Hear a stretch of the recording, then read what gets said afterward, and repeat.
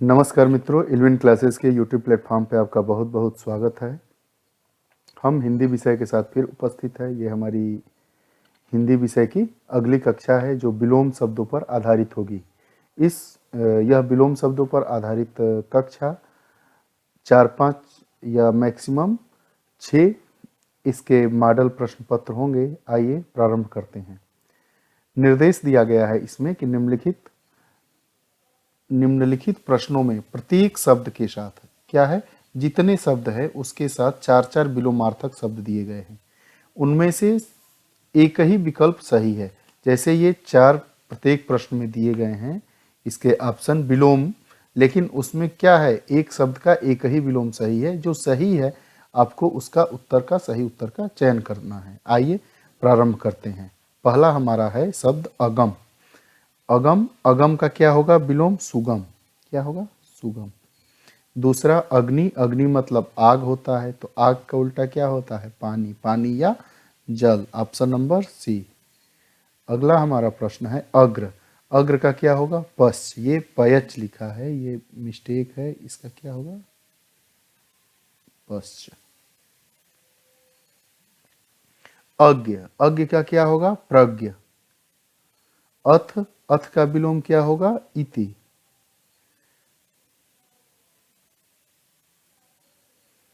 अधुनातन, अधुनातन का क्या होगा? पुरातन। अगला अधृष्ट, अधृष्ट का क्या होगा विलोम? धृष्ट। अधोगामी, अधोगामी का क्या होगा विलोम? ऊर्ध्वगामी। अनुकरणीय का क्या होगा? जिसका अनुकरण किया जाए, उसका उल्टा क्या किया जाए? जिसका अनुकरण नहीं किया जाए। त्याज्य, त्याज्य मतलब त्यागना।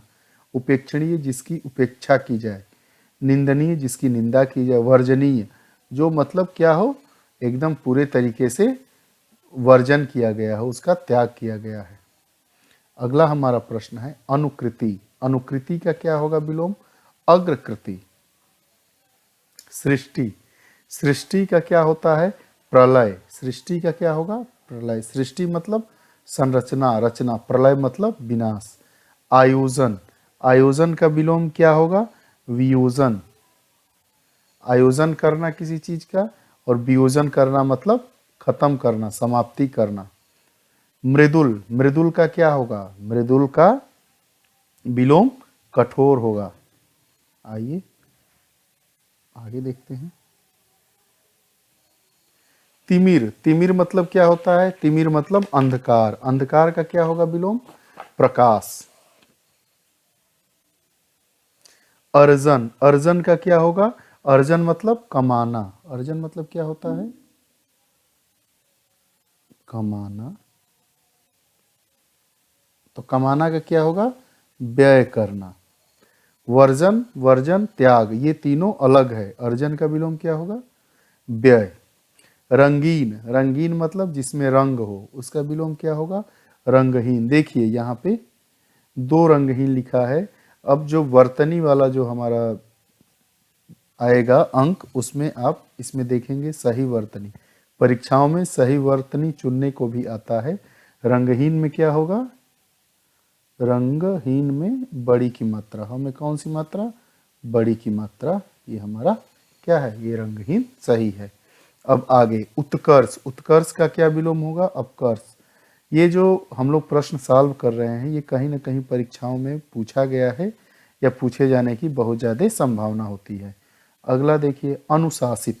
अनुशासित मतलब अनुशासन में, अनुशासन में होकर काम करना। अनियंत्रित मतलब जिस पे अपना कोई नियंत्रण नहीं हो, तो अनुशासित का विलोम क्या हो जाएगा? अनियंत्रित। अब देखिए अपकार, अपकार का विलोम क्या होगा? उपकार। उपकार मतलब क्या होता है? किसी की मदद करना। अपकार मतलब क्या होता है? किसी की मदद नहीं करना। परमार्थ, परमार्थ मतलब सेवा करना। भलाई मतलब सेवा करना। परस्वार्थ, परस्वार्थ मतलब दूसरे का स्वार्थ। अपराजिता, अपराजिता का विलोम क्या होगा? पराजिता। अगला शब्द अपौरुषेय, अपौरुषेय का क्या होगा विलोम? पौरुषेय। अबला, अबला का क्या होगा? सबला। अबला मतलब कमजोर। अबला नारी, नारी के लिए अबला का प्रयोग किया जाता है। सबला मतलब जिसके पास सभी प्रकार के बल हो, मतलब मजबूत हो। पुरुष नहीं होगा, पुरुष का क्या होगा महिला, नर का यहाँ पे क्या होगा विलोम मादा, शक्ति रूपेण शक्ति रूपा, शक्ति रूपा मतलब दुर्गा काली, इसके परिप्रेक्ष्य में इस शब्द को लिया जाता है। अगला हमारा शब्द है अभिज्ञ। अभिज्ञ का क्या होगा विलोम अनभिज्ञ। अज्ञानी मतलब क्या होगा मूर्ख, जिसे ज्ञान ना हो। अज्ञानी का विलोम क्या होगा अज्ञानी। निपुण का क्या होगा अनिपुण। उसके बाद बुद्धिमान का क्या होगा मूर्ख।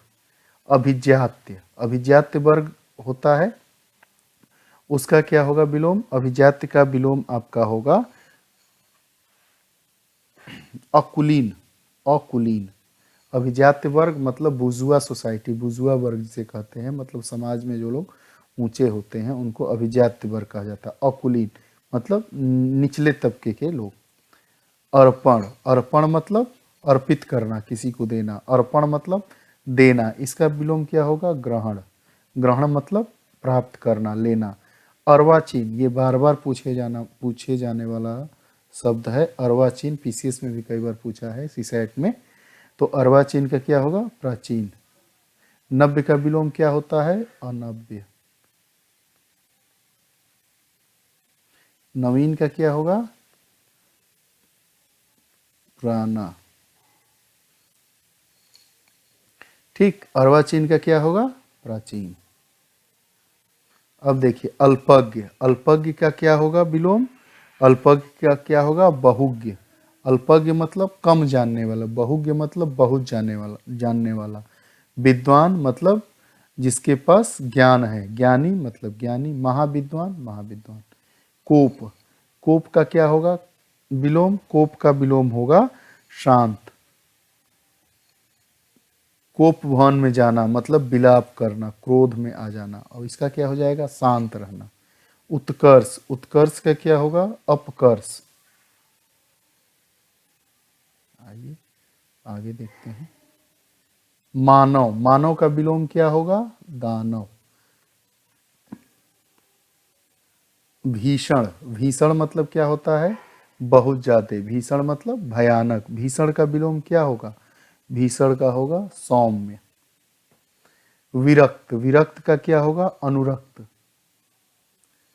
परीक्षाओं में जैसे बैंकिंग का आप एग्जाम देते हैं तो उसमें 4 ऑप्शन नहीं 5 ऑप्शन होते हैं।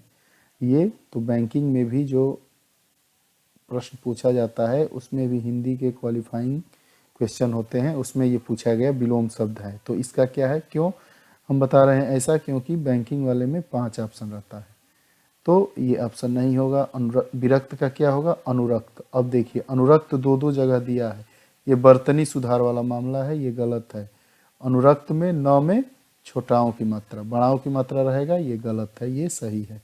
तो हमारा ऑप्शन कौन सा सही हुआ विरक्त का अनुरक्त ए।